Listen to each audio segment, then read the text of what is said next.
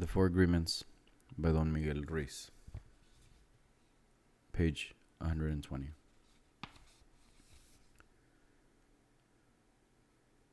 The love that makes me happy is the love that I can share with you.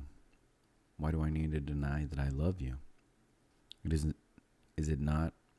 It is not important if you love me back. I may die tomorrow, or you may die tomorrow.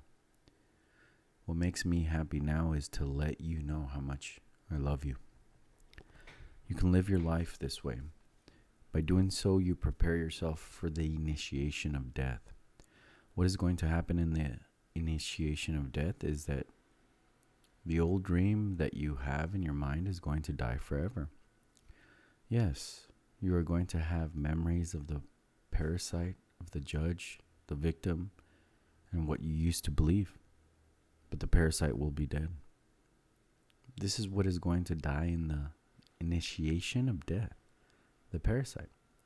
It is not easy to go for the initiation of death because the judge and the victim will fight with everything they have. They don't want to die. And we feel we are the ones who are going to die, and we are afraid of this death. When we live in the dream of the planet, it is as if we are dead. Whoever survives the initiation of the dead receives the most wonderful gift, the resurrection. To receive the resurrection is to arise from the dead, to be alive, to be ourselves again. The resurrection is to be like a child, to be wild and free, but with a difference. The difference is that we have freedom with wisdom instead of innocence. We are able to break our domestication, become free again, and heal our mind. We surrender to the angel of death, knowing that the parasite will die and we will still be alive with a healthy mind and a perfect reason. Then we are free to use our own mind and run our own life. That is what, in the Toltec way, the angel of death teaches us. The angel of death comes to us and says, "You see, everything that exists here is mine. It is not yours. Your house, your spouse, your children, your car, your career, your money, everything is mine, and I can take it away when I want to. But for now, you can use it." If we surrender to the angel of death, we will be happy forever and ever. Why? Because the angel of death takes the past away in order to make it possible for life to continue. For every moment that is past, the angel of death keeps taking the part that is dead, and we keep living in the present.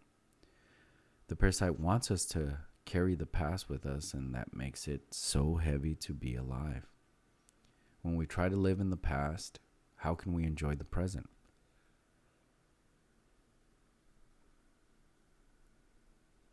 When we dream of the future, why must we carry the burden of the past? When are we going to live in the present? That is what the angel of death teaches us to do. Excuse me. Chapter 7, The New Dream, Heaven on Earth.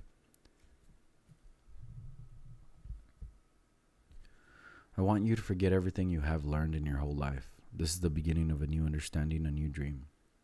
The dream you are living is your creation. It is your perception of reality that you can change at any time. You have the power to create hell, and you have the power to create heaven. Why not dream a different dream? Why not use your mind, your imagination, and your emotions to dream heaven? Just use your imagination and a tremendous thing will happen. Imagine that you have the ability to see the world with different eyes. Whenever you choose, each time you open your eyes, you see the world around you in a different way. Close your eyes now, and then open them and look outside. What you will see is love coming out of the trees, love coming out of the sky, love coming out of the light. This is the state of bliss. You perceive love directly from everything, including yourself and other humans. Even when humans are sad or angry, behind those feelings you can see that they are also sending love. Using your imagination and your new eyes of perception, I want you to see yourself living a new life, a new dream, a life where you don't need to justify your existence and you are free to be who you really are. Imagine that you have permission to be happy and to really enjoy your life. Your life is free of conflict with yourself and with others. Imagine living your life without fear of expressing your dreams. You know what you want, what you don't want, and when you want it. You are free to change your life the way you really want to. You are not afraid to ask for what you need, to say yes or no to anything or anyone. Imagine living your life without the fear of being judged by others. You no longer rule your behavior according to what others may think about you. You are no longer responsible for anyone's opinion. You have no need to control anyone. No one controls you either. Imagine living your life without judging others. You can easily forgive others and let go of any judgments that you have. You don't have the need to be right, and you don't need to make anyone else wrong. You respect yourself and everyone else.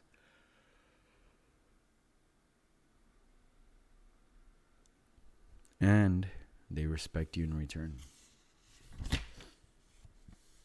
Imagine living without the fear of loving and not being loved. You are no longer afraid to be rejected, and you don't have the need to be accepted. You can say, I love you, with no shame or justification. You can walk in the world with your heart completely open and not be afraid to be hurt.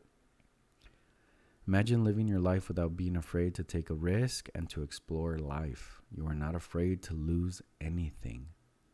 You are not afraid to be alive in the world, and you are not afraid to die. Imagine that you love yourself just the way you are. You love your body just the way it is, and you love your emotions just the way they are. You know that you are perfect just as you are. The reason I ask you to imagine these things is because they are all entirely possible. You can live in the state of grace, the state of bliss, the dream of heaven, but in order to experience this dream, you must first understand what it is.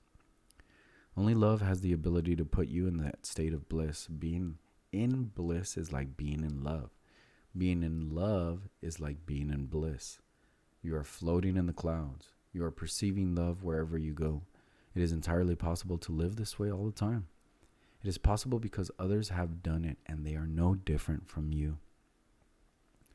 They live in bliss because they have changed their agreements and are dreaming a different dream. Once you feel what it means to live in a state of bliss, you will love it. You will know that heaven on earth is truth, that heaven truly exists. Once you know that heaven exists, once you know it is possible to stay there, it's up to you to make the effort to do it. 2,000 years ago, Jesus told us about the kingdom of heaven, the kingdom of love, but hardly anyone was ready to hear this. They said, "What are you talking about? My heart is empty. I don't feel the love that you are talking about. I don't feel the peace that you have. You don't have to do this. Just imagine that his message of love is possible and you will find that it is yours." The world is very beautiful and very wonderful. Life can be very easy when love is your way of life. You can be loving all the time. This is your choice. You may not have a reason to love, but you can love because to love makes you so happy. Love in action only produces happiness. Love will give you inner peace. It will change your perception of everything. You can see everything with the eyes of love. You can be aware that there is love all around you. When you live this way, there is no longer a fog in your mind. The mitote has gone on a permanent vacation. This is what humans have been asking for centuries. For thousands of years, we have been searching for happiness. Happiness is the lost paradise. Humans have worked so hard to teach this point, and this is part of the evolution of the mind. This is the future of humanity. This way of life is possible, and it's in your hands. Moses called it the promised land. Buddha called it nirvana. Jesus called it heaven. And the Toltecs call it a new dream. Unfortunately, your identity is mixed with the dream of the planet. All of your beliefs and agreements are there in the fog. You feel the presence of the parasite and believe it is you. This makes it difficult to let go, to release the parasite and create the space to experience love. You're attached to the judge, attached to the victim. Suffering makes you feel safe because you know it so well. But there is really no reason to suffer. The only reason you suffer is because you choose to suffer. If you look at your life, you will find many excuses to suffer, but a good reason to suffer you will not find. The same is true for happiness. The only reason you are happy is because you choose to be happy. Happiness is a choice, and so is suffering. Maybe we cannot escape from the destiny of the human, but we have a choice to suffer our destiny or to enjoy our destiny. To suffer or to love and be happy.